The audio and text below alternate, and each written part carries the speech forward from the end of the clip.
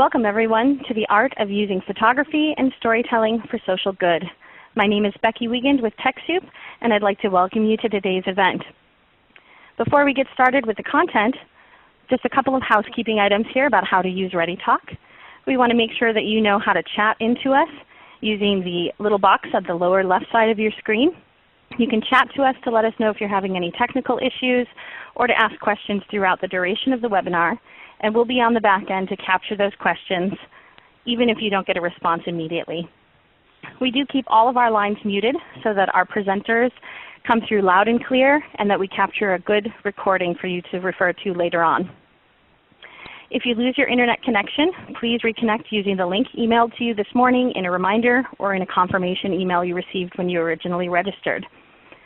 If you lose your phone connection, you can redial using the number that Ali is posting in the screen.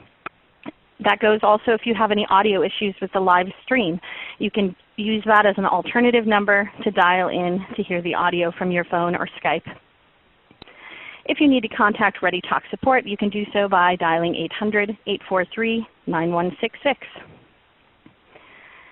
We're glad to have you today, but know that you are being recorded. This whole webinar will be recorded for your use, like I mentioned, and it will be available for your viewing later on this afternoon in a follow-up email that you'll get, including the links and the presentation.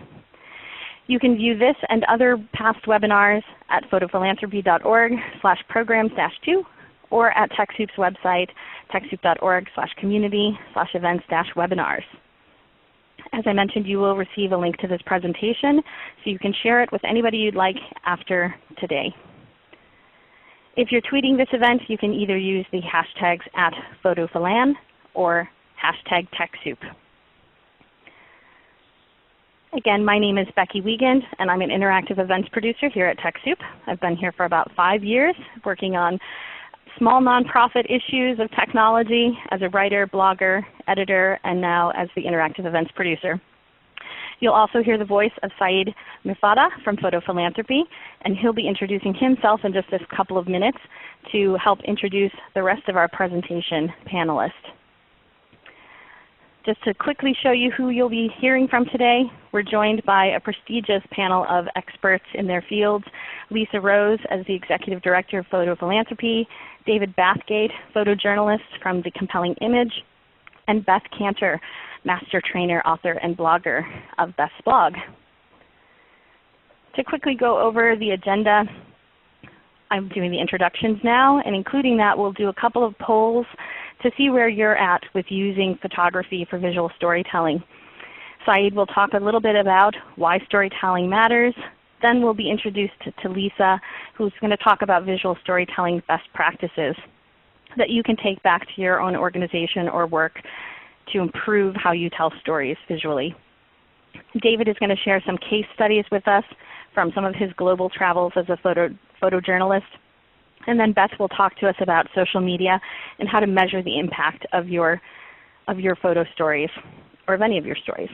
Then we'll have Q&A and we'll do some wrap up. We'll have some opportunities throughout the webinar to raise up questions as well. So as they come to you, feel free to chat them to us. We'll be looking at a variety of different themes today, how nonprofits can use photography and storytelling to catalyze their impact.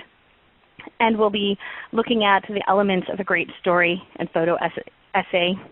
What role does social media play in helping to share that story, and how we can measure the success. So I'm going to go ahead and have Saeed jump on the line to introduce himself and tell us a little bit about Photophilanthropy. Welcome to the program, Saeed. Thank you, Becky, and welcome everyone. My name is Saeed Mirfata. I am the Program Director at Photophilanthropy.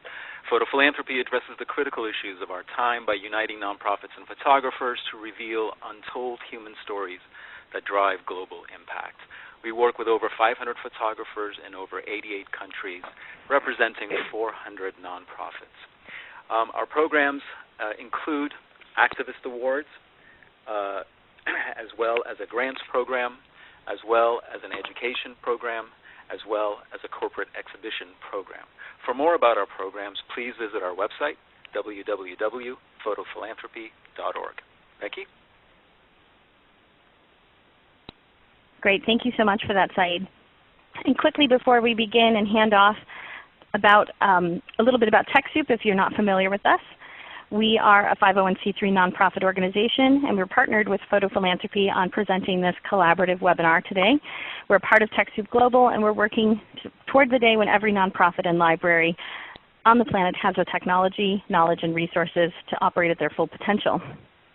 You can see a little bit about our impact. We've served more than 208,000 organizations around the world in 56 different countries, serving them with more than $3.61 billion in IT expenses through donations with partners like Microsoft, Adobe, Cisco, Symantec, and more. So if you're not familiar with our programs and you are from a nonprofit, public library, or charity, feel free to visit TechSoup.org to learn more about our donation program. Saeed, I'd like to bring you back on to give a little bit more detail about our speakers, if you'd like, and then I will go ahead and run some polls.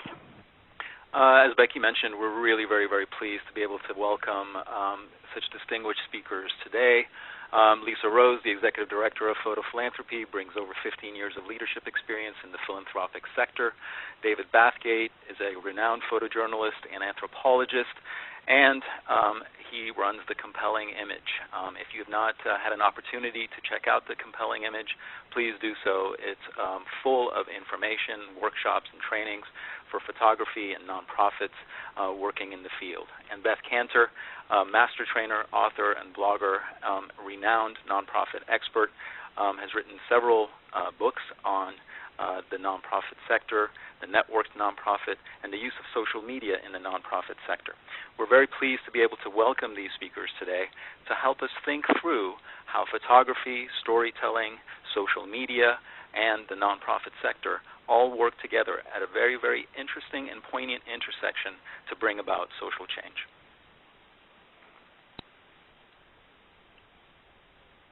Terrific. Thanks so much for that, Saeed. I am going to go ahead and get your feedback as users before we jump into the meat of the presentation. You'll see a couple of slides up on the screen, and this will help our presenters understand where you're coming from as a storyteller. So please let us know by clicking one of those radio buttons if you have done visual storytelling in the past. Have you used it? And we can say for your personal life, but let's say for organizational use or in your career, have you tried to use it in a professional context? And I'll give just a few more seconds for people to respond. 5, 4, 3, 2, and 1. And it looks like we have some people here who are experts on our call who probably could be working as presenters as well, who've done it all the time. That's about 25%.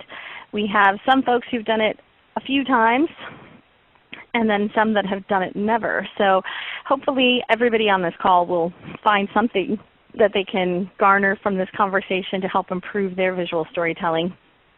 And then one other quick poll. Go ahead and let us know when you're seeing that come up. Please tell us what motivates you to use visual storytelling. This one you can click more than one item. We want to get an idea of why you want to visually tell your stories, why you want to use photography and storytelling. So let us know what are the reasons that motivate you.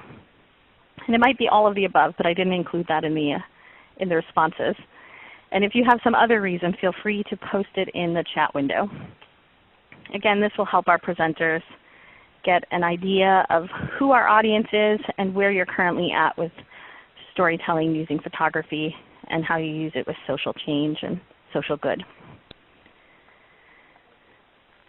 So it looks like about 80% are looking to use it for advocacy and education purposes, and about 65% for social change. Those are the two standouts. And then growing supporters and engaging donors are the couple of other big ones. That's great. We have some people in the audience chiming in the chat window to recruit teachers, that you want to use it for personal transformation, cross-cultural, cross-language, cross-generational impact, increase program applicants, grow positiveness, all good things. So thank you for taking part in those polls. We also have somebody saying that it helps with rebranding. I'm sure that's also the case. That's great. So thanks for taking that poll. And I'm going to go ahead and hand back over to Saeed to introduce why we're talking about storytelling today before our first speaker starts. Thank you, Becky. So just really quickly, I wanted to ground everyone in the context of storytelling. Telling stories and creating images are deeply rooted cultural traditions in human society. They're a cornerstone of human existence, dating back to when our ancestors carved images into cave walls. In fact, anthropologists say that 70% of what we learn is through stories. Storytelling is how we make sense and meaning of the world around us. And we really don't need to look any further than our own childhood for evidence. Children learn through stories. When we put children in circle time and we read stories to them, we're helping them make meaning and sense of the world. Now, fast forward to today's world of smartphones, mobile photography, YouTube, Instagram, Tumblr, and Facebook, and we find ourselves in a brave new world where the pixel real estate on the web is dominated by visuals. But what does this mean for us? And how is visual storytelling going to help us create social change? When and how are the best and most effective ways to connect and communicate with audiences? Those are some of the things we're going to begin to explore. Now, and without further ado, I'm going to hand it over to our first presenter, Lisa Rose, who will give a fuller introduction of herself and then talk to us about how best to create effective visual stories with photographers and nonprofits. Thank you, Saeed. I'm Lisa Rose, the Executive Director of Photo Philanthropy. A bit more about me. I've worked in the philanthropic sector for nearly 16 years, during which time I've held roles in development, as a funder, as a board member, and now an ED. For me personally, I came to this work because I've always believed deeply in the possibility of a more equitable, sustainable, and compassionate world. And I'm really most interested in illuminating what unites us as human beings rather than what divides us. And in my many years in the social change space, I've seen the greatest change come when we are able to reach out and see the humanity in the other. And I think visual storytelling is the perfect medium to do just this. And really, because at the heart of every social cause is the need to connect deeply with people, to inspire and encourage them to take action and or change behaviors. Visual stories have the power to transcend language and culture and connect us to one another and ultimately emphasize our common humanity. They enable us to see something outside of our own experience, and yet they show how we're all deeply connected. So they draw us in. And as storytellers, we invite the audience in and we take them on a journey. And this is an invitation into a relationship, one that gives voice to those who might otherwise be silent. And we will hear firsthand from our next presenter, David, how compelling stories are told.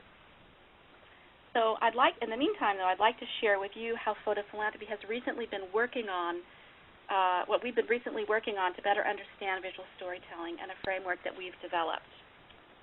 Okay, so in January 2013, Photo Philanthropy embarked upon a research project to better understand three questions. What challenges does our community face around visual storytelling? What are the opportunities to support our community with visual storytelling? And how can visual storytelling lead to greater social impact? We interviewed many organizations and individuals, including nonprofits, professional photographers, funders, media outlets, and policymakers. And from these conversations, several key themes emerged. Our research revealed that nonprofits and photographers understand that visual stories can be a powerful aid for conveying complex stories in simple and effective ways. However, many smaller, highly effective nonprofits lack both the capacity and resources to amplify their stories among their most critical constituents. As the broader society continuously sets higher and higher standards for visual communication strategies, many nonprofits that deserve attention are being left out. And this can result in social issues that become increasingly marginalized. So some of the most important social issues, because they are only affecting a small percentage of the population, remain invisible to key constituents who might help advance their mission. Our third finding, a very important finding, a clear call to action creates a pathway to engage your audience and this is essential for social impact. And unfortunately, this is often the missing link to even the most compelling visual stories. And last but not least, you must have quality images. I cannot express enough how important this point is. Quality is what rises to the top and stands out from the noise. So in response to these findings, Photo Philanthropy developed a set of 7 best practices. It's our hope that these can serve as a blueprint for nonprofits and photographers, particularly nonprofits with limited staff or funds, to elevate your story and reaching a broader audience and maximizing your social impact. So the process begins. There we go, perfect, okay. The process begins with a clear definition of your goals. In defining your storytelling goals, focus your efforts on the outcomes that you hope to achieve and what will be different as a result of your communications efforts. Your goals should be specific, measurable, attainable, and responsible and timely.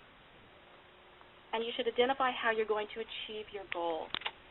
And our second best practice, you always want to be thinking about moving your audience to action, whether you want them to donate, to share your story, to volunteer their time, or just go to your website. And there are a few rules that you should follow. Keep it simple. People don't want to think too much. The more confusing the call to action, the fewer people will respond. Use few words and make it clear. Make it obvious. Don't bury your call to action. Make it clear and upfront. For example, donate, download, forward, post, comment. Most important, make it valuable to your target audience. Perfect segue into our third best practice. It is essential to get to know your audience and what's important to them. What are their values and preferences? And we all know that nonprofits have diverse audiences: donors, volunteers, activists, journalists, policymakers, and the list goes on.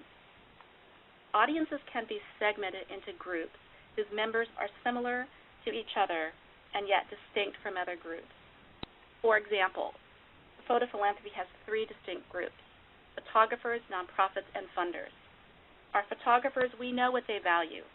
They want to turn their lens on social issues that have meaning to them, and they want to get paid for that work, and they want visibility for that work. Nonprofits want to advance their mission and mobilize their constituents to action. And funders often want to scale and deepen impact to their priority issues. So when we are tailoring messages to these different audiences, we're very aware of our aligned values, our shared values, and particularly what they care about. So it's important in messaging. Okay, so let me go ahead and speak to our fourth best practice, images.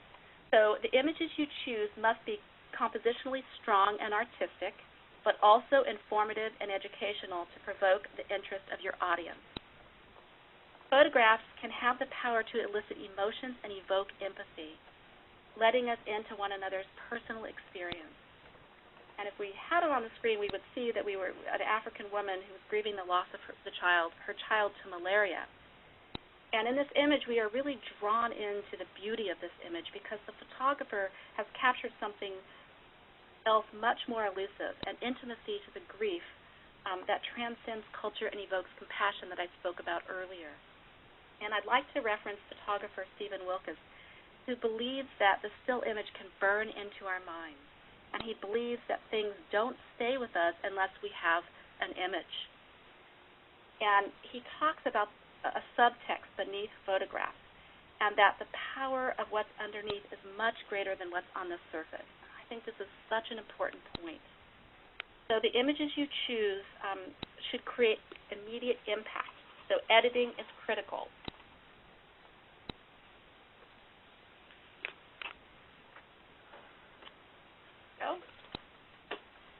So our key component to this process, effective curating and editing, turns compelling images into powerful narrative vignettes. Photo essays focus on central themes, such as homelessness, as we see in the images above from the photo essay, home and hope in the new land. Only include photos that are relevant to and strengthen the theme. Create a dynamic sequence of images that take into account context, order, and range. And I won't say much more here because our next presenter, David, will take us into the field, and you will get to see firsthand how a compelling story is told. And our sixth best practice, use strategic distribution channels. Now that you've got a great story, great editing, and now you need to get it out there. And a good place to start is by exploring your own internal distribution channels. Your low-hanging fruit here is to connect with your members and supporters. Do you have a mailing list, an emailing list that you regularly use? Do you have a blog following? Who are your partners reaching out to? Go to their website, find out. What are the social network opportunities for your visual story, or how can you best leverage your presence on Facebook and Twitter to broaden the reach of your stories?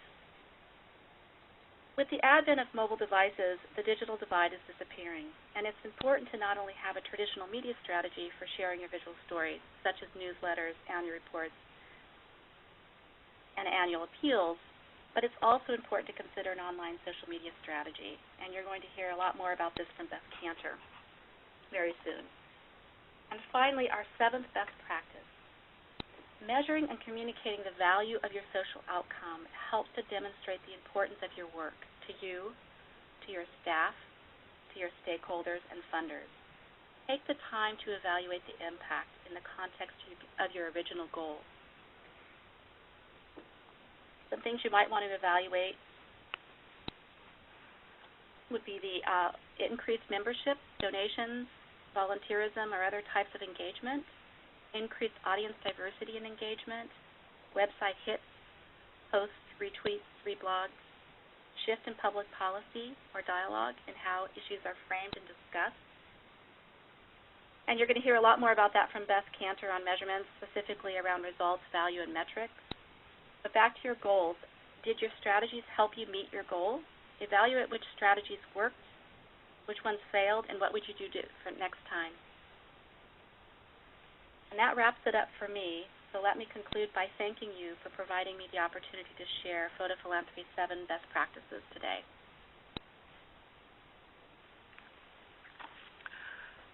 In order to say, Lisa, is this not correct, that what we're really saying here with these 7 best practices is that what you need is a strategic framework for your engagement with photographers, just as you would be doing in any kind of project management or strategic planning effort where you're sitting down with your planning partners or your collaborators and creating a framework for your engagement. That's what these 7 best practices do. They help you define your goal, number 1, create a clear call to action, number 2, identify and engage an audience, number 3, use powerful, high-quality images, number 4, to stand out from the noise, edit for impact, number 5, use strategic distribution channels to get the message out and amplify it and maximize it, number 6, and number 7, measure, measure, measure, because as we all know, we need to create a return on our investment and demonstrate to our funders that this work is of value. Would you say, Lisa, that that is a good summary of the 7 best practices? Yeah, it's a great summary, Saeed. Thank you. And so without further ado, I'm going to go ahead and turn it over to David Bathgate from The Compelling Image, who will help us see what this really looks like in the field. David? Okay, thank you, Saeed, and thanks for all the information that's come before me. As I was introduced, I'm a photojournalist. I have a school called the Online School of Photography, The Compelling Image, and I'm also a contributor to Corbis Images. I've been a photographer for over 20 years, and a lot of that time has been spent working with nonprofit organizations or NGOs, basically in the developing world, or as it's sometimes referred to, the majority world, because that's how most of the world's occupants live, not like Westerners. So today I have 2 case studies I want to touch on and talk a little bit about the images that go into them. First, to reiterate that what's already been said along the lines of human beings being visual beings, and that A lot of people are simply visual learners, like I myself am, and that a lot of the connections we make, a lot of the information we take in are through images. The connections that we make in our minds are through the images we see. One that comes to mind right away is a magazine I was looking at here in Germany just the other day, and it was a black and white reportage about elephants. And on one photo there was a wide-angle shot, a beautiful shot of a group of elephants lined up from immediate foreground clear into the back of the picture, clear down to little tiny elephants in the background. The next photograph was of rangers who put their lives on the line every day to protect these creatures, holding the tusks of animals that had lost their lives, and the tusks that had been taken away from the robbers. They had been recouped. But it was immediate connection. The first picture with the elephants in this long front-to-back line of elephants, and the second picture only their tusks being held, standing in the same positions the elephants were in the previous picture. It was very dramatic. It was very visual. The connection was there immediately. That's what I try to do in my own work. So when I go into a situation with a nonprofit or whatever situation I'm in, I try to go right to the emotional heart of the situation. And working with nonprofits, it's basically going in on the ground with the workers who are doing the work, whether it be in Bangladesh, as I was with World Vision, or Doctors Without Borders, as it was in Kenya a couple years ago. Can we start my first slide? Let's see here. Going to the first case study, I'm going to talk a little bit and show some pictures about the Chittagong district of southeastern Bangladesh. And this is pretty timely in that the situation was very much in 1991 as it is today in the Philippines in the town of Tacloban. That is, a hurricane hit in 1991 in the southeast of Bangladesh, right on the sea level, and the winds were hitting, as you can see on your screen, 250 kilometers per hour sustained. They were experiencing 20-foot surges of water coming into their villages along the coast, and it was widespread damage, much like it is in the Philippines right now. The embankments were lost, villages were wiped out, farmers' fields were devastated, and when I was there in 2009, people were still struggling to recover.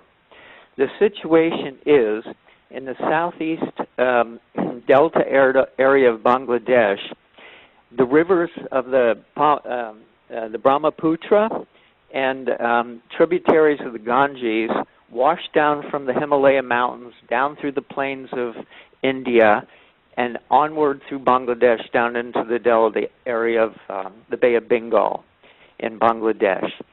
And what is formed are very fertile islands of sediments mixed with sand. But these are very temporary settlement areas because the next storm can wash them away. So the people who live there are people who are basically landless and come into that area to plant crops, to raise goats, and they prosper quite well as long as things climate-wise go good. When the climate changes, as it is worldwide, oftentimes their livelihoods are devastated. And in 1991, that was the case.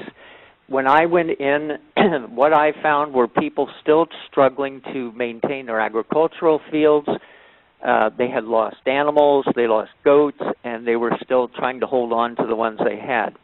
They're living on what are called chars, which are islands in the delta area, simply built of alluvial soils, and usually no more than a meter high.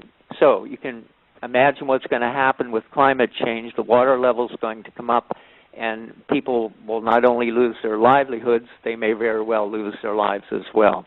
So that's the situation I went into with World Vision when I went in, and I tried to go right to the heart of the situation. I'm looking for photographs that have stopping power, images that are visually unusual, outstanding images.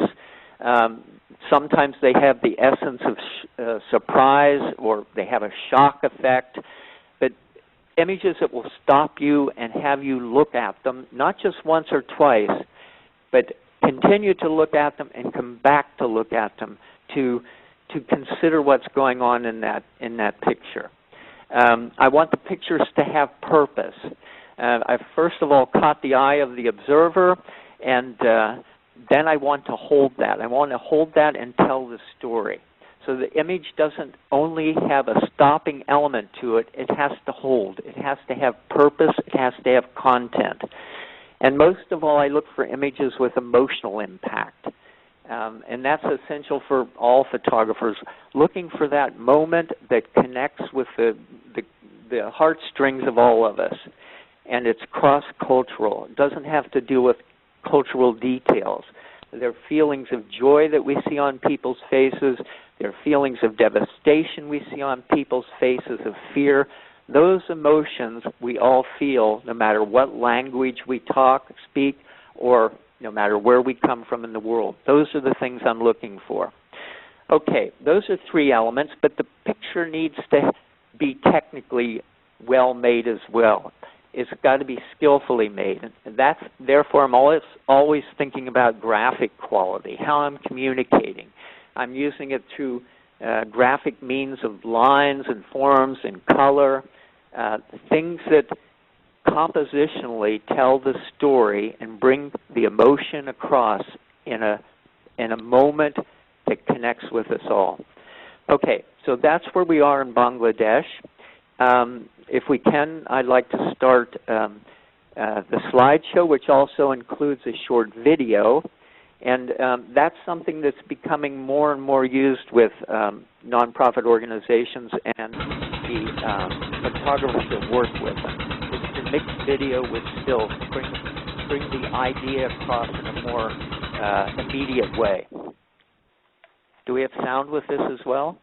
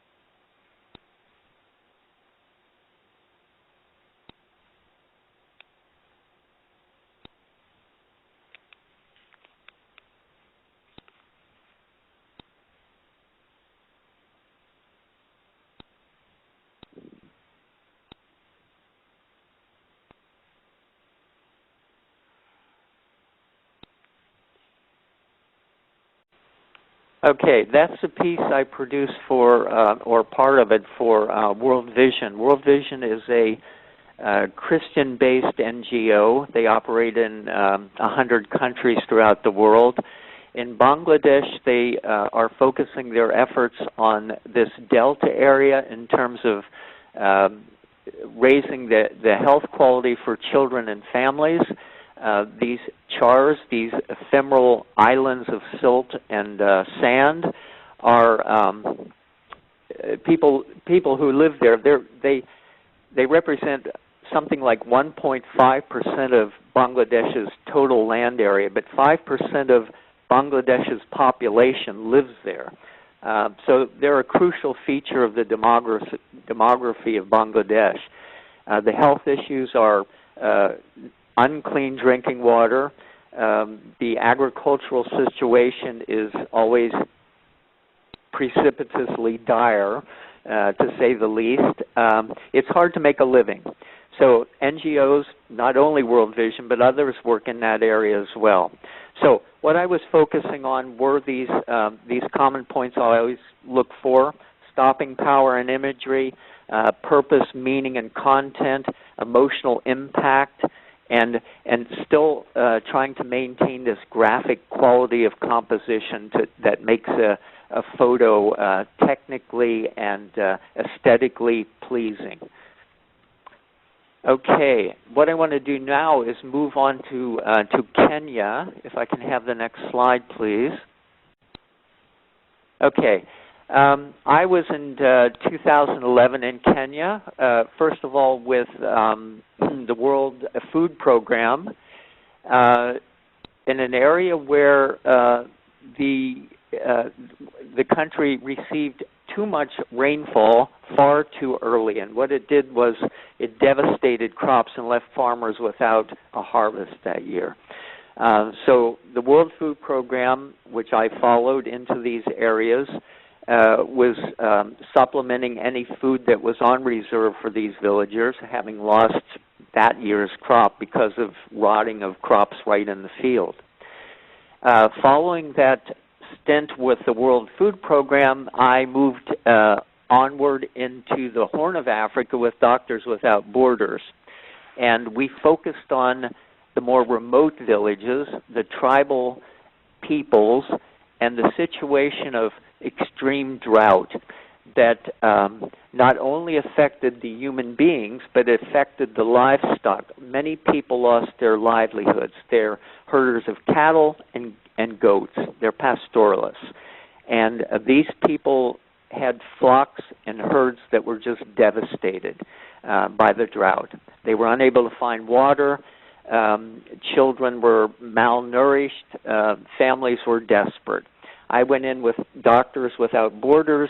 We didn't go to just the larger towns. We crossed the dry areas, the wadis and so forth, and got into where the people really needed the assistance. And again, it was right in the heart of the emotional situation, and my work was to focus on what Doctors Without Borders were trying to accomplish. I sat and listened to their goals before we went in, and I basically tried to follow that script, if you will, to document, and along the lines of what I described, how I document things, exactly what they were doing in the field. Okay, if you'll run that slideshow, and then we can talk a little bit about that. This is a shot of an area that was devastated by early and too much rain. Crops rotting in the field. In contrast to drier areas in the Horn. People were receiving assistance from World Food Program, mainly in the larger villages where they operate, in a very orderly fashion. And then on into the Horn of Africa with the tribal area people, trying to organize the groups so things could be done orderly.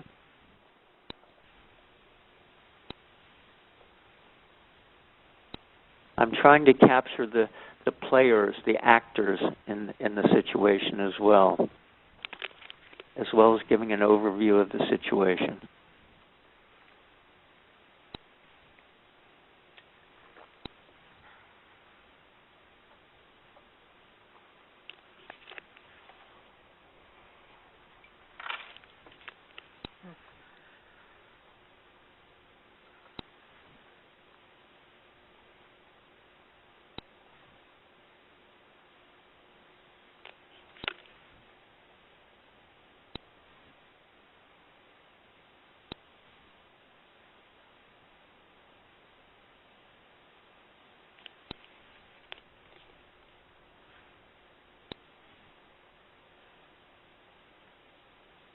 Okay, that was just a short clip of some of the take.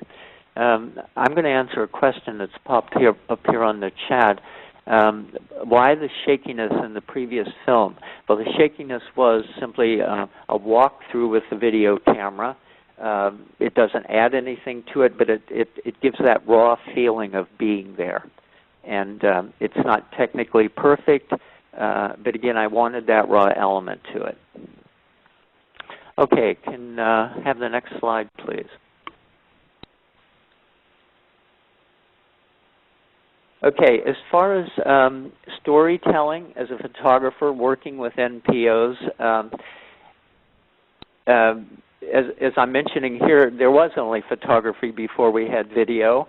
And again, we're visual beings, and we make these connections visually more than anything else. So a photo story does and can have impact when it reaches the core values and emotions of the people who are watching it. And when I'm working for a non-profit organization or an NGO, I'm looking for moments. I'm looking for, again, those emotional moments that touch our hearts, that raise people's awareness to the situation. I want to touch audiences. I want to touch donors who will never go to these places, but should know why it's important to be there. That's my primary goal. And a story that I develop is developed around these core values and emotions. And as I state here, a compelling photo story, one is told honestly and skillfully, meaning compositionally well done, and focused on emotions and emotional concepts of that story. And the partnerships that I go into with NGOs, we always sit down and discuss the goals and the roles of the NGO in the particular operation that we're to be photographing in. So I become a part of the story. The photographer becomes a part of the story. And believe me, when you're in there and you've got a viewfinder in front of your eye, you're engaged in the story. And a lot of times the emotions come through, and when the camera goes down from your eye, it's immediate and you feel it. So a photographer who is to come away with a powerful photo essay that achieves the goals of the NGO he or she is working for has to be emotionally attached, has to know in depth what the situation is and what the outcome desired is in order to produce the kind of work that benefits both photographer and the contractual organization.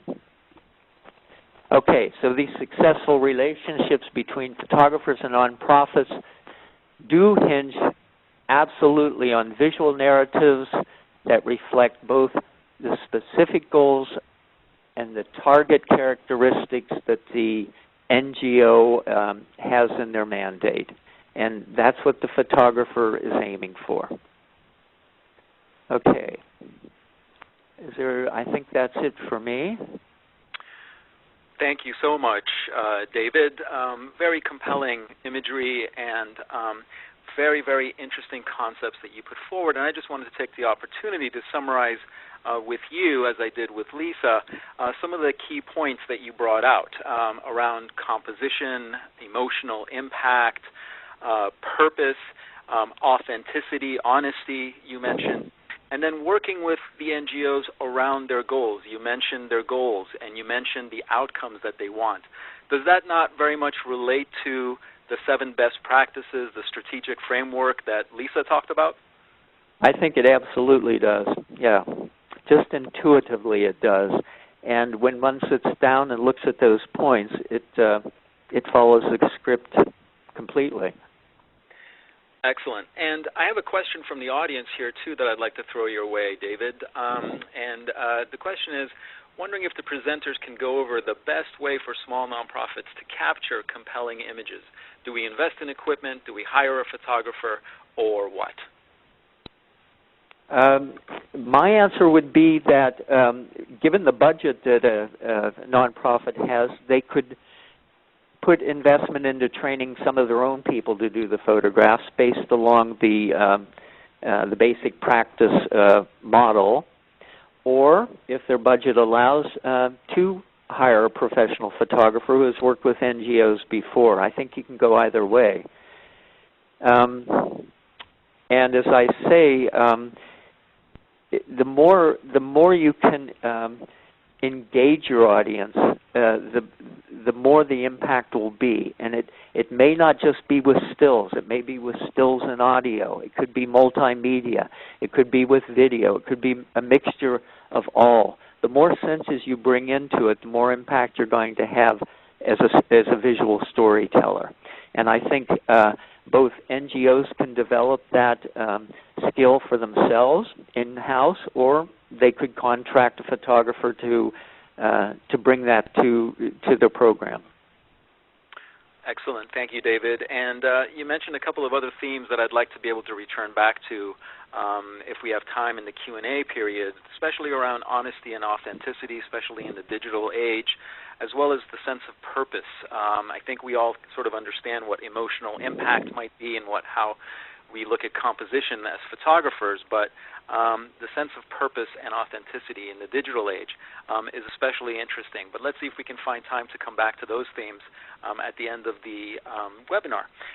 You did mention audience engagement, and with that, I'd like to begin to transition over to Beth Kanter. And if folks, you haven't had your seatbelt on up to this point, it's time to strap in, because Beth is going to go over some very, very interesting concepts for us around social media and being a networked nonprofit and having a data management mindset. So Beth, once we have our stories, how do we get them out to our audiences? That's great. So let me start with a little story to illustrate some of my points. So that's a photo of me, and I'm in Cambodia, and it's 2007. And did you know that I was the first person to raise some money on Twitter because I had this relationship with some bloggers from Cambodia. They asked me to come over. Can you come to this conference? Can you do some training? But we don't have any money. So I got onto Twitter. I raised enough money to sponsor the conference and to go over there and teach this amazing master class, connect with this whole network that was just amazing. But at the time, in 2007, the Internet was very unreliable, to say the least. There was some satellite connection for this particular conference, but in the afternoon, during the rainy season, the satellites would fill up with water and the Internet would go down. And so I had a chance to go back to Cambodia just about a year ago in 2012, just 5 years later, and it's dramatically changed. Those are a couple of the signs that you'd see all over. Everyone, at least in Phnom Penh, is on Facebook, Skype, Google Talk, and I was able to get a SIM card for my iPhone, and I was able to get 3G fast internet in the middle of nowhere, even faster than Silicon Valley. And, of course, the reason I was there is that it was sort of a homecoming trip for my kids, who are pictured there. They were adopted from Cambodia. And I wanted them to see some of the social change work that, I have been supporting and have done over the years, so they had a sense of giving back to their home country. So we got to meet one of the students that I sent to college with the royalties of my first book. That's Leng Saparoth. And what was really interesting, what had changed, is that they were able to actually meet her through Facebook before they actually met her face-to-face. And I connected with some of the bloggers there, and we were going to get on a taxi at that point and drive up to a place called Siem Reap and see Angkor Wat, see the antiquities of Cambodia. But in Cambodia, the driving standards are not like the United States. The roads are horrible. People drive like crazy drivers, and lots of accidents, a lot of fatalities. They don't even have a seatbelt law. So I got my colleague, Manko, to write a note for me in Khmer, and that note translates to, "Dear taxi driver, my family and I are not in a hurry to get to Siem Reap. Please drive slowly. We want to live a long life." So I handed that to the taxi driver, and he was really good for the 5-hour drive up to Siem Reap. And we made it, and we climbed to the top of the, at Angkor Wat, one of the temples, and I got blessed by a monk for the way back because I knew we were going to have a different taxi driver. And this particular taxi driver, he didn't smile at me when I gave him the sign, and this was kind of like how the ride was, looking at oncoming traffic. And so I was huddled in the back. There were not seatbelts in the car, and I was, with my kids. And I was able to get 3G on my iPhone, so I posted this update onto Facebook that said, the other thing, too, is the cab driver was talking on his cell phone while driving like a crazy person. So I posted this update, and I asked my friends, I need a sign in Khmer that says, "Stop talking on your cell phone while you're driving." And within 2 seconds, one of my Cambodian friends wrote it out for me, posted it. I was able to tap the guy on the shoulder and show it to him.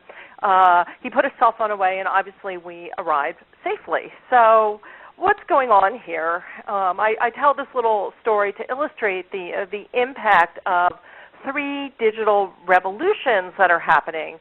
We now have more pervasive broadband access, particularly in the U.S., but also in other places of the world. In the U.S., I think it's 82% have access to broadband. So that's getting better. So we no longer have an internet where it's like watching paint to dry. We have social networks. 72% of adults are connected to a social network. And what this allows us to do is to connect with other people who we know, who care about what we care about, and people that we might not even know in a distant part of the world. And thirdly, we have the mobile revolution. 89% of American adults have access and use mobile phones, and I know it's higher outside of the U.S. So this has been creating a digital revolution, and let me tell you a story about that. There was a cat, and I don't have the slide in here, a cat named Sir Stuffington, and if you were to see the photo in the missing slide, you would notice that the cat was this adorable kitty, but it was kind of sick. It had a little eye patch over its eye. It was scratched out by a raccoon. And a volunteer for the shelter dubbed him Sir Stuffington. He was the cutest pirate cat you've ever seen, and started a Facebook page to get him adopted along with his siblings. And the page went viral. People love cats, love to share pictures of cute cats, but more importantly, this volunteer who worked for a local animal shelter wanted to spread the word about the opportunities to volunteer, to donate, and to adopt animals. And not only did the Facebook page garner something like 50,000 fans in just a couple of days, but it also garnered mainstream media attention, and the animal shelter, it wasn't under their branded Facebook page. It was just one of their volunteers. In my first book, I called this a free agent who was there to help. So people are out there on networks who care about your cause, and if they're attracted by a compelling story, you can bring them into your movement or your network and set them loose to help with you. So over the years, as I've been teaching capacity building to nonprofits, and literally I've worked on every continent of the world with different types of NGOs, small, large, medium-sized, one of the things that I've learned is that change can be hard, and it's best that it happens in slow, incremental steps. So I developed this sort of maturity of practice model that was inspired by this Martin Luther King quote, that if you can't fly, then run. If you can't run, then walk. If you can't walk, then crawl. But whatever you do, you have to keep moving forward. So the practice model takes a look at what nonprofits need at various stages of maturity in their practice. So we might have, at the crawling stage, you might have the need for a more formalized communications strategy with goals and a way to engage people, or there may be some culture change. At the walking stage, you're starting to link your social to results and your networks, and you're piloting. You're focusing on one campaign or one channel and the use of storytelling, and you're building your incremental capacity. Kind of getting between walk and run, now that's a capacity investment issue, and organizations that get there start to allocate more than 20 hours of organizational time to social. And that means having more people have accounts, enlisting the use of volunteers, and also some dedicated staff time. In addition to that, having a formal ladder of engagement, a sort of theory of how do you get people from knowing about you to being captured by that emotional moment to, pulling out their wallets to write you a check, or at another level being an evangelist and sharing your content, sharing the word about you with others. Also at the running stage, they have a method for piloting best practices, and there's some measurement and learning and all. When we get up to the flying stage, we have network building. We have many champions, like the champion who, for the animal shelter, who got Sir Stuffington his home and medical care. You have multi-channel strategies and tactics, not only compelling stories and photos, but text, and not only distributed on social, but through other channels as well, and that you have a process, whether it's a one-person show or it's a whole team, you have a process for reflection and continuous improvement, understanding through measurement what worked, what didn't work, and how can you get better impact. So with that, let's just do a quick poll. I want to get a sense of where people think they are. Are you at the crawl, walk, run, or fly stage? And by the way, I just sent a link out to a description of this, and it also gives you resources on what is the next incremental step that you should take. So I'm going to give just a few more seconds for this. Here we go. Okay, one thing I want to say, if you're at the crawling and walking stage, that's okay. That's great. You have a place to start. I think where we get into trouble is we think that we're going to go from crawling to flying, and we scatter our attention, we scatter our most valuable resource, our time and our capacity, and we're not getting as much impact. So my advice is don't try to go too fast. Take small incremental steps on places that you can improve your practice. I've also shared a link to the actual assessment document, and this is just an example of someone taking this sort of test, if you will, because it describes 15 different organizational practices and the different levels of maturity, and they assessed where they are, and they put some goals on where they want to be, and they've actually kind of graded it by this is low-hanging fruit, the greens, this is easy for us to do, yellow is it's a moderate amount of effort, and red it takes a lot of change. So they can look at this and not try to do all of this in a week, but maybe have a more strategic plan laid out with incremental changes. So so somebody just asked me what I meant by multi-channel engagement, and I want to say multi-channel meaning not just social media, but it's email, it's your website, it's mainstream media, it's all the ways that you communicate with your audiences. So being effective in social media is not just about social media.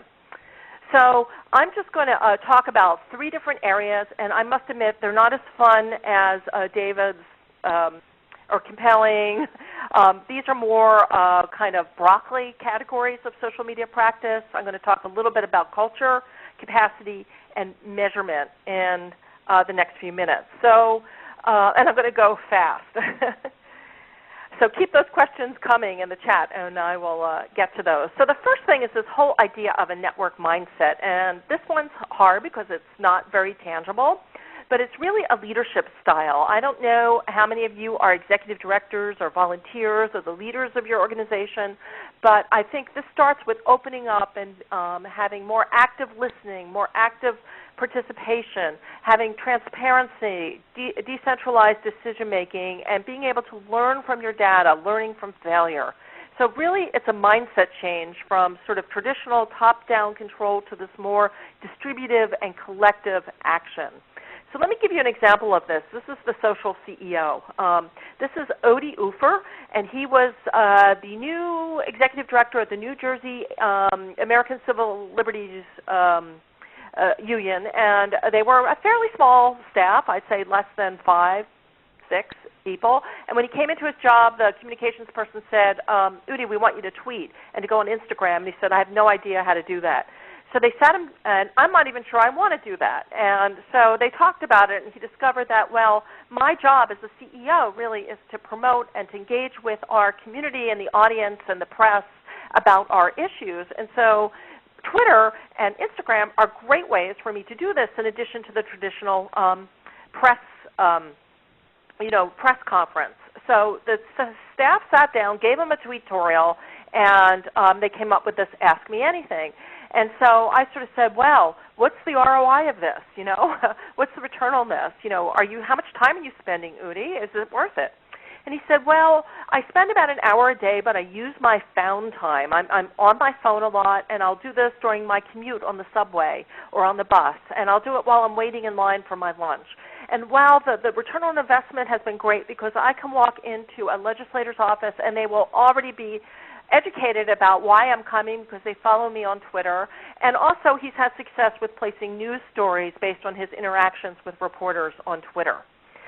So in thinking about this from an organizational perspective, you will have your branded Twitter account, but you may also have the leader and other staff members with an account. So here's an example from a theater company, the Goodman Theater, of the branded account and then their artistic director. And if you look closely at their tweets, they're saying a lot of the same things, but the voice is different.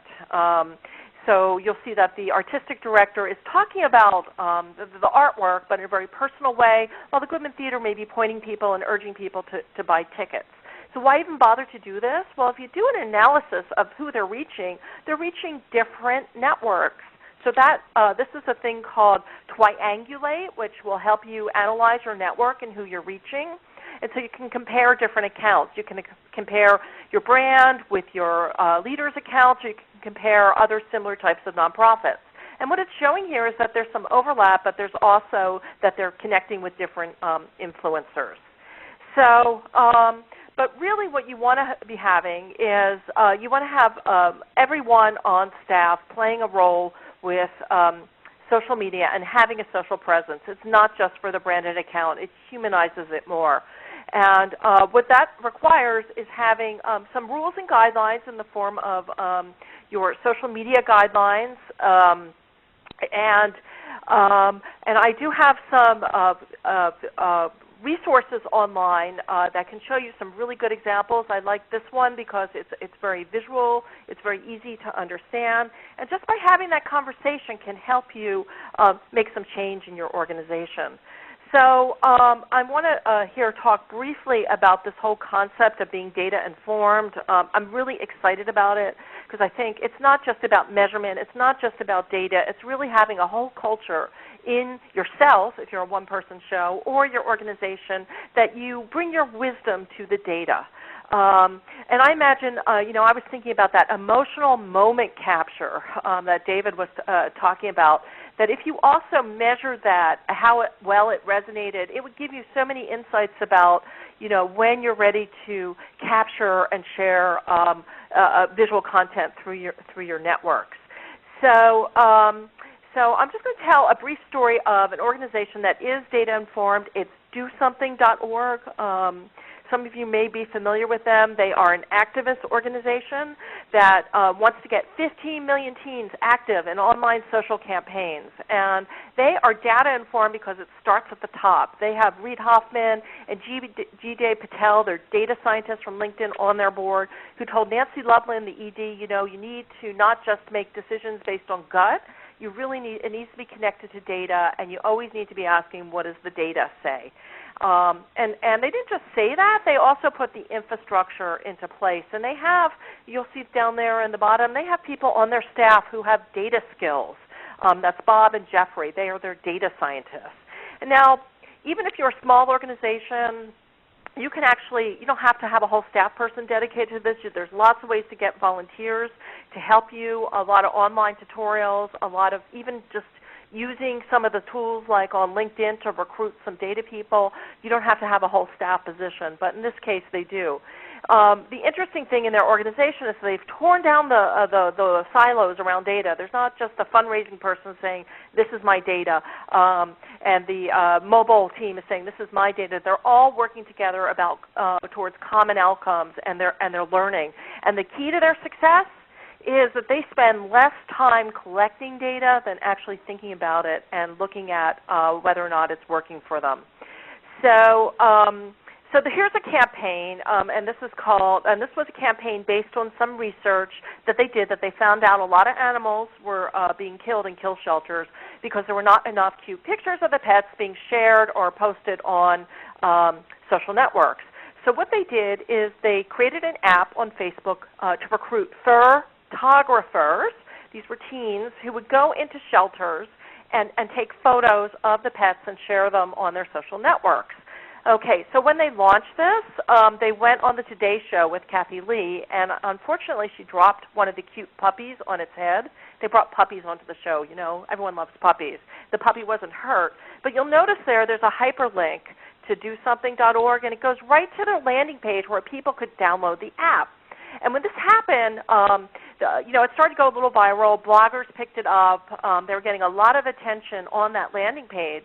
And so the data nerds excused themselves, and they were looking at the conversion rate of people who were watching it on TV, going on the Internet, going up to the landing page, downloading the app, and they were brainstorming how they could improve it as they went, for the next part of the campaign.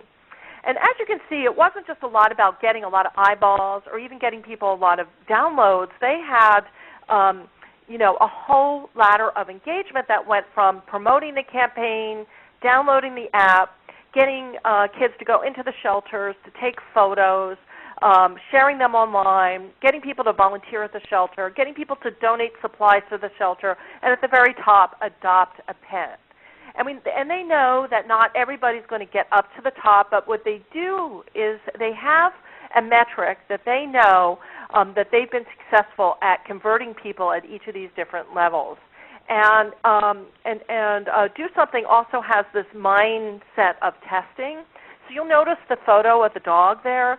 They tested different landing pages for the dog, where the dog was looking right at you compared to looking to the side, different breeds of dogs, and they figured out what was the optimal visual that is going to kind of elicit that moment of emotion that's going to get people to sign up and download that app. So in closing, I just wanted to just cover a few tips very quickly about becoming data informed. So how do I do this? I'm a one person or I'm a two person, I'm a small nonprofit. So the first thing that I urge you to do is to get beyond counting and stop counting fans, followers, Twitter followers or whatever. That's not success. Keep on asking, what is the ultimate success and what are the incremental steps that you need to get there, and then figure out what it is that you need to measure to know that you're on track. And of course it requires, some measurement discipline, and this is all described in the book. There's different ways that you can apply this discipline. Having a goal, knowing your audience, figuring out the cost, having a benchmark, comparing to others. Your key, there's some dogs. Your key metric, having a data tool, and gleaning insights from this, and rinsing and repeating. And this doesn't have to happen on every single thing you do. You start with small pilots to make it happen. So the most important step is maybe sitting in a room with your team and figuring out, what is the most important outcome for your project? Why are you using these photos? Why are you telling the story? What is it that you want to happen? And then how will you know you're successful? How will you know? I call it the kicking butt indicator. The other thing is, up your skills in using Excel. Look, I am not an Excel person. 2 years ago, you couldn't get me to touch Excel. I was allergic to it. I'm more of an artist. I'm a right-brain person. But you know what? I realized, it's not so bad. I love Excel. And I found all these amazing free tutorials, and I got someone to help me. I got a coach, and now I can actually find ways to visualize the information in Excel, and it's amazing. I'm learning how to tell stories with Excel. And finally, I think I want to say that, when you're doing social media or when you're doing anything, even if you're doing photos, when you're just starting out with everything, it's not going to be perfect the first time around, and that's why it's really important to have reflection and improvement processes. So Moms Rising, which is an activist organization, they have this thing called Joyful Funerals. And if something's not working, they're not afraid to say, okay, let's bury it. Let's give it a funeral. It's not working. And then they discuss why it's not working. And that takes the stigma out of it not working, and it's no one's fault. And they do this by dedicating 15 minutes a week at their staff meeting to Metric Mondays, where they actually talk about how are we doing against our key goals. And what is the data telling us, and how do we improve? So in summary, I would tell you that, for social media, there's different stages of maturity, and it requires different incremental steps to improve your practice. Go slowly. This is the slow social media movement. We're not here to go fast. I'd rather you do less and do it well than try to cover the world. Measurement's a discipline, but don't have it come at the expense of being networked. So you're balancing this kind of serendipity with strategy and relationship building and your return on investment. Always link your social media to outcomes, and that may require, if you're a larger organization, to silo bust. But if you do it, you'll be more effective. Up your data literacy. I know I would never think 2 years ago that I would be saying how much I enjoy Excel. Give it a try. It can be fun. And please, go beyond counting your data and learn from it. Thank you so much, Beth. Obviously, a lot to cover there, and you can always use Beth's blog as well as her books that she's authored for more information on the wealth of information that Beth just shared with us. But once again, Beth, I heard, as I did in David's presentation, the importance of having that strategic framework, going back to the visual storytelling best practices that we talked about earlier in Lisa's presentation, of having a framework that helps you outline your goals and helps you get to the measurements of those results. Would you say that's correct, Beth? Yes, it sure is. Can't just all of a sudden say we're going to measure and run out and collect metrics without relating it back to a goal. I think that's a big mistake I see a lot of people do, and I did it myself until I learned better. Excellent. Well, we're moving towards the Q&A portion of our webinar, and there are lots of wonderful questions that have come forward. But just to wrap up, during the session today, we talked about storytelling. We established that context. Lisa Rose covered the visual storytelling best practices, which is a strategic framework for photographers and nonprofits to engage with each other. David helped us look at some case studies where successful partnerships hinge on strategic approaches and connecting with your audience. And of course, Beth just shared with us the whole concept of having a data mindset, adopting a data mindset, and using social media to your strategic advantage. So without further ado, let's go ahead and take a few questions from the audience, and there are many good ones. And I'm just going to throw these out to anyone in the panel that would like to tackle any one of these questions. But certainly when we think about mindset, one of the questions that comes forward is, what are the best strategies to build a storytelling culture within a nonprofit? Panel?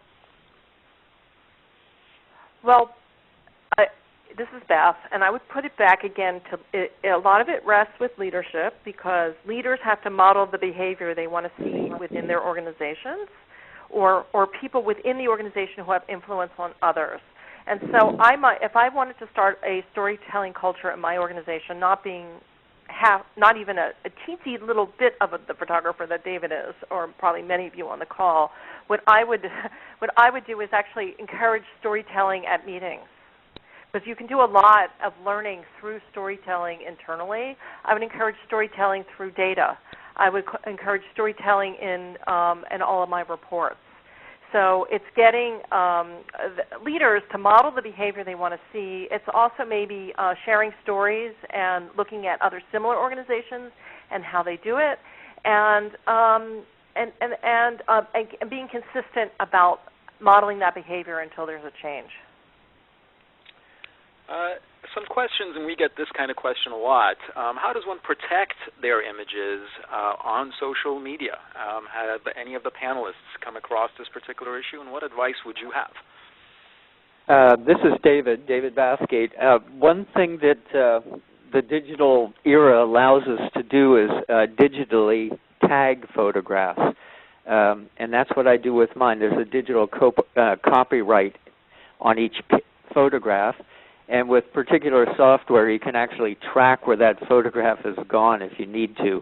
But that said, things that are put onto Facebook and so forth have such low resolution that they're really unusable in any other context. So I don't worry too much about photographs that are put into social media contexts like Facebook and so forth. You know, I go the other way, and I guess this might be a photographer asking about it, because I know, there is, like, if you do photographs and that's how you make your money, I guess there would be a concern. From an organizational perspective, if I know a lot of organizations want to encourage their supporters to share their photos, and so may use something called an image overlay, where they're sharing some of their organization's photographs, but there may be a text slogan on it and a call to action or a URL on it. And I also know that some photographers have embraced Creative Commons licensing and actually don't share their best works maybe, or their most valuable works, but share some of their seconds through Creative Commons licensing, which also requires people to give you attribution, but allows them to use the image at no cost. That's an excellent idea. Yeah. Thank you, Beth. Beth, this is another question that I think is perhaps a follow-up to the mindset question. The question is, how do you work with a leader who says that our work tells our story and that communication strategy isn't necessary?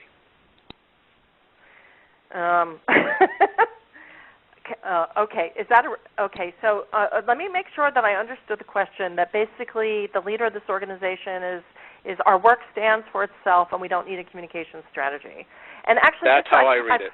Okay, and I've heard this a lot. And actually, at one point, there's a part of me inside my own heart that feels that feels this too. It's like, if I do good work, I don't have to go out and talk about it because, that's self-promotion, and that's just, I'd rather do the work, But on the other hand, we live in a very media-cluttered, information overload society, particularly here in the U.S., and I really think that if you have a clear communication strategy, your good work, it'll take your good work further because you can cut through the clutter. Excellent. David, another copyright question. What are copyright restrictions or personal rights when we take a picture of someone on the street? Can we use those images, or do we have to have them sign a release? Any person that's photographed in a public place doesn't require release. Any photographs taken of people in a private situation, like a mall, for example, or a museum or so, you need permission first of all from that organization or that mall, and then you would probably need, as a model release, a photograph or a signed release from the person you photographed. But in public places, meaning out on the street, no, there's no model release required. Excellent. And panel, this is I'm going to collapse a couple of questions here into one. How do you improve the visibility of positive images?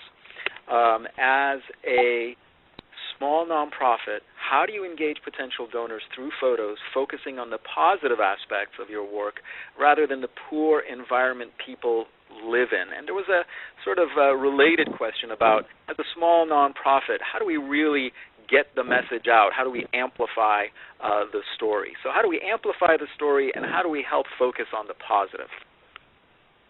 This is Lisa. I'll jump in here. I think focusing on the positive is really important. I think so often we focus more on what's broken, but we need to be focusing on what's working, and people invest in what's working. So I can't stress enough the importance of conveying hope and solutions in the stories that you tell. And amplifying, and it just depends on your goal and your audience. I mean, you can, I'm thinking of an example of a little book that was made for San Francisco Child Prevention Center, Abuse Prevention Center, and they told a very positive story of children, and they made a little book and distributed it to their donors as a stewardship piece. I don't know if anybody else wants to add on how to amplify the story. Well, there's a related question that's come up. What about when an NGO wants to change the behavior of a small community who practice a harmful practice? Do you think storytelling would work in the same way? Is there an example that you can give to that, or hypothetical one? The question doesn't give an example, but perhaps they're thinking about animal abuse, for example. Okay. Or chicken fighting, things like that, culture. Yeah, right. Dog fighting. I'm thinking about also a specific example where maybe with Africa and Middle East, where they were trying to reverse kind of practices that were harmful to women and girls around girl marriage, which is kind of the normal mindset in the villages, in some villages, and they were trying to change that. And I know of one organization that not only the first thing they had to do was to identify like who are the people in the village or community who are the influencers. It's very much like social media. Who do people listen to? And to get them on their side, and then in delivering the message, to use storytelling around it, and that change happens slowly, especially with certain behaviors that have been going on for centuries. Right, and we are getting some examples from the audience: female genital mutilation, domestic violence, bullying.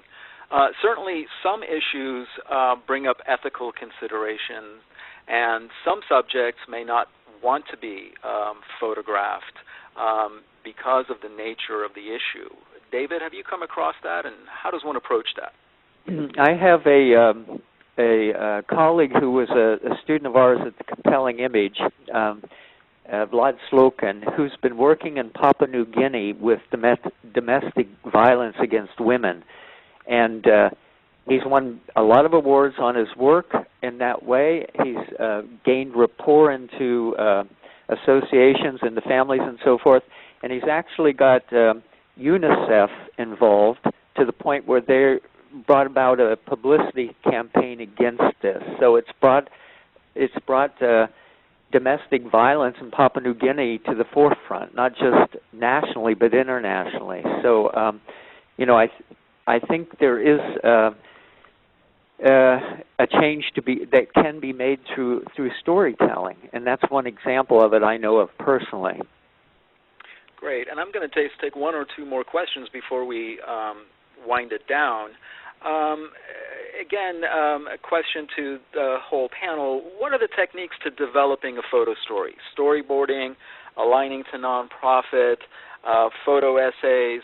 What is the exact number of images in a photo essay? How do we go about setting this up from scratch? Okay, well, I'll say a few things about that.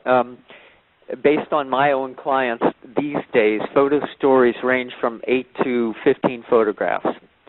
And they are constructed in a narrative fashion where you grab the attention of the viewer with the first photograph. You move them through the story, and the final photograph is one that really stops them. It brings the story back into their minds and gives them something to think about. It leaves them with a message. And that's basically how I develop my photo stories these days. And there are around 8 to 15 photographs, and that's basically what most venues will entertain. Thank you, David. And with that, I'm going to go ahead and wrap it up with a big, huge thank you to Lisa Rose from Photo Philanthropy, one of our presenters today. Obviously, Becky and Ali from TechSoup, who are a tremendous support and help to us today for pulling off this webinar. Beth Kanter and David Bathgate, we can't thank you enough for your expertise in your own respective fields and what you have brought to the table for us today.